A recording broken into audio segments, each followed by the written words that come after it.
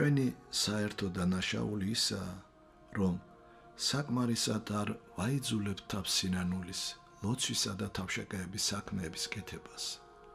ღვთისმოწყალება იმდენად დიდია, რომ ჩვენი საქმეების ნაკლოვანების შევსება შესაძლებელია გულწრფელი შემოსრულობით, გულწრფელი გლოვით, ანუ ცხრემლებით.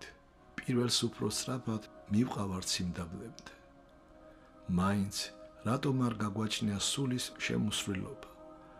თუ კი შეგნებული გვაქვს ჩვენი დანაშაული ღვთის წინაშე, რაშია საქმე? მოდი კარგად განვიხილოთ ეს საკითხი. მე ვფიქრობ, ჩვენი სულის სიღრმეში დაფარულია მაღალი წარმოდგენა საკუთარ თავზე, მაღალი თვითშეფასება.